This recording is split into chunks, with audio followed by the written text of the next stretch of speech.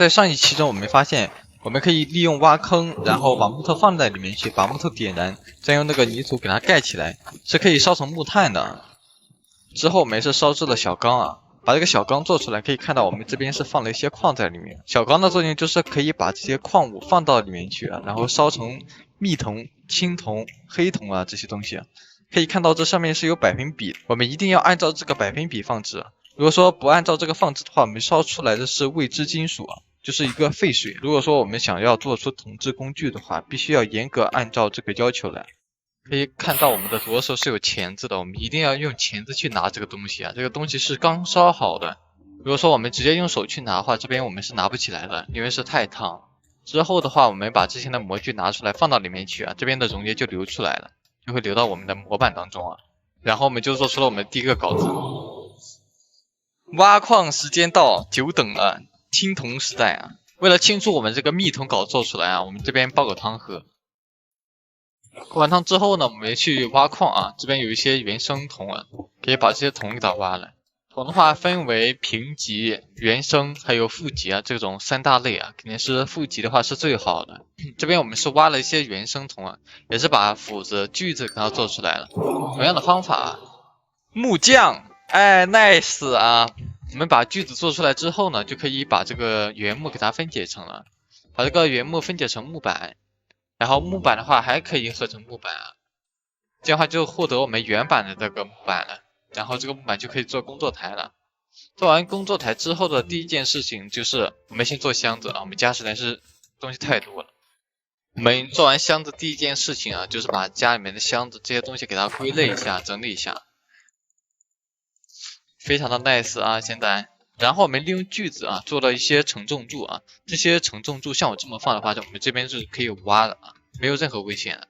如果说不放支撑柱的话，这边很有可能会塌方啊，塌的话就会把我们活埋了啊，这个还是要非常小心的。在我们挖完矿回家的过程中，这边是发现了一个小猪啊，跟小猪佩奇似的，我们就给它抱回来了。这个长大需要8个月啊，这么久啊，我们可以慢慢喂它，等它慢慢长大。把这个小猪仔安顿好之后呢，我们手上是有锯子跟斧子的，我们可以利用锯子跟斧子，然后把船的外形给它雕刻出来啊。这边是可以用木斧啊，然后可以看到这个小船就已经若隐若现了。然后利用起火去对准船中心啊，我们起个火让它碳化一下。然后我们这边是做了一个洗矿槽啊，我们是挖了很多矿的，这些矿的话里面是含有大量的杂质的，然后把这些矿打碎了，然后把这些矿放在这个洗矿槽里面啊，然后是可以过滤掉这些杂质的。把这些杂质过滤掉之后的话，我们就可以获得一些纯铜啊。当我们准备洗矿的时候，这边突然就下起了一些冰雹啊，而且风也哇，真刮龙卷风了呀！我看一眼啊，哇，真刮龙卷风了！哎呦哎呦哎呦！我们躲在这里下，它就在我头上，不要刮我家茅草屋了啊！等这个龙卷风过去之后的话，已经是晚上了啊。然后我们就提升了一下我们这边洗矿槽的一些效率啊，多放了几个，然后把这些矿丢进去啊，它们就会通过这些洗矿槽之后会过滤掉一些杂质啊。我们让那边洗矿槽这些洗矿啊，然后我们这边也不用闲着，我们看一下这个皮革是怎么做的。然后我们要做一些风箱，风箱对我们来说也是非常重要的。我们之后的话需要去烧一些土啊，这个温度上不去的时候，我们可以利用冰箱，然后给它增加一些温度啊。这边放个木头啊，之后需要小刀割一些皮革了。我们在洗矿的同时，也是洗掉了一些杂质，还有一些石头啊。这些石头我们可以利用锤子把它们锤成粉末。其中一些石头是可以做成催汗剂的，催汗剂放进水里面的话，它是可以变成石灰水。我们利用石灰水浸泡一下皮革，过一段时间浸泡过了之后，我们可以利用小刀，然后把皮革给它拿出来，放在木板上给它割一割。割完之后的话，我们需要放在水里面再浸泡一下。浸泡制完过后之后，我们需要揉酸，然后再浸泡啊。揉酸的获取方式是把一些木头，然后放进木桶里面，等它发酵啊，这样的话就可以做成揉酸了。最后的话，它还可以给它做成皮革啊。等我们浸泡2天半之后啊，这个皮革就出来了。脱水、浸酸、皮革做出来了 ，nice。皮革做出来之后，第一个就是做的是风箱啊，获得一个成就啊，你接着吹。我们把这个风箱放在这个10度的地方啊，对准这个木炭啊，到时候把它点着了之后啊，我们就可以给它加热了。我们左手拿斧子，右手拿凿子，就可以获得一个成就啊，光溜溜啊。这边用凿子凿过的是可以把普通的石头变成那种圆滑的石头。我们可以利用这些圆滑的石头做出石磨啊，石磨的作用是可以把一些小麦种子，然后给它磨一磨。石磨的作用毋庸置疑就是可以补粮，然后把它磨成粉，然后制成面包，烘焙成面包啊。然后还可以把一些矿物啊给它磨细一点啊，给它磨成粉，到时候可以把那种粉给它合成纯铜啊。如果说我们想得到这种天然的原石啊，我们可以把这原石4个面的相邻的方块全部给它挖掉啊，这样的话就会自己脱落了。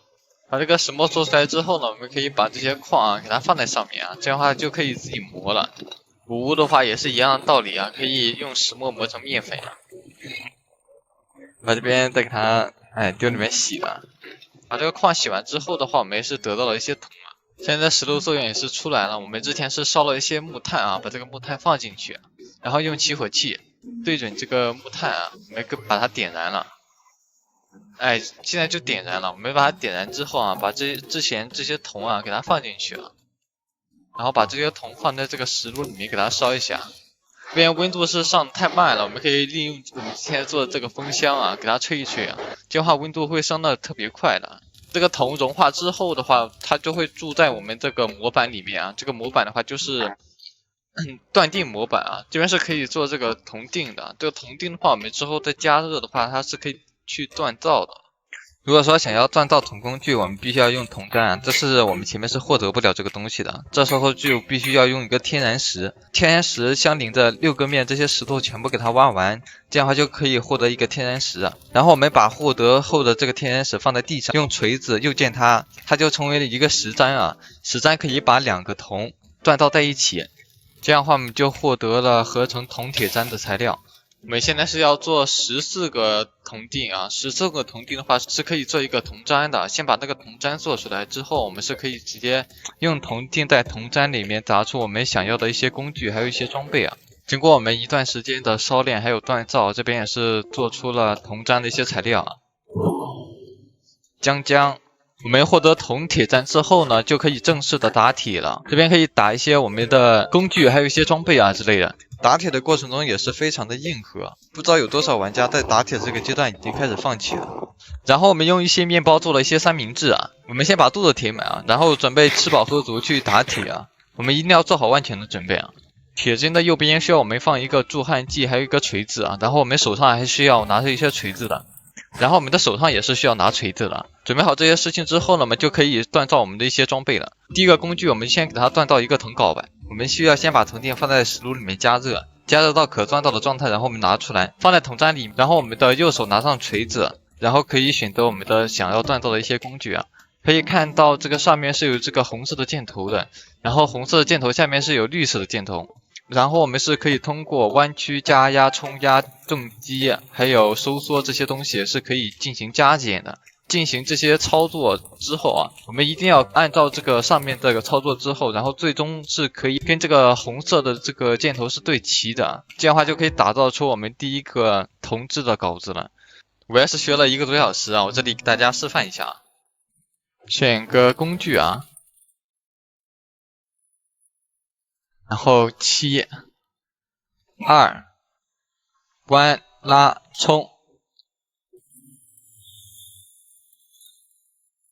完美锻造。如果说我们锻造出一个非常完美的镐头啊，相当于这个是带有附魔属性的，这个效率会更快，这个镐子更耐用啊。经过我们这段时间的不断锻造啊，家里的木炭也是快被我们用完了。这边是准备砍些木头，继续烧一些木炭出来啊。其次的话，我们就准备一些木材，然后把家给它做一下。这边怎么会有音乐的声音啊？找了一段时间之后呢，结果是在这个矿洞里面啊，这边有个背着一个背包的苦力怕，这边是有一个背着背包的苦力怕，这个背包是会发出一些音乐的。哇，52的血量，还有抗火、生命提升、力量、迅捷2。掉了一个铁靴子，我的 fuck！ 那个东西先给它放一下，整装上阵啊，一个铁靴子啊。哦呦，我是有护甲的了，里面有一些腐肉啊，一些骨头。哇，这个背包真的好大呀！What the fuck， 这个比我大多了。我去，我现在是可以放2个我物品栏的东西了，将近。我们这边也是砍了一点点树啊，然后准备回家把这个房子给它建造一下。就在我们准备回家的时候，突然发现这边的苹果树，哎，结果了！结果了，结果了！苹果树结果了！哦，哦，哎，1年了，各位，快要1年了啊！终于结果了。从我刚开始到这啊，一直在看它。这里我为什么会这么兴奋啊？因为我们每次外出的时候都会看它一眼，会不会结果啊？回到家之后呢，我们这边也是准备造一个新的房子啊。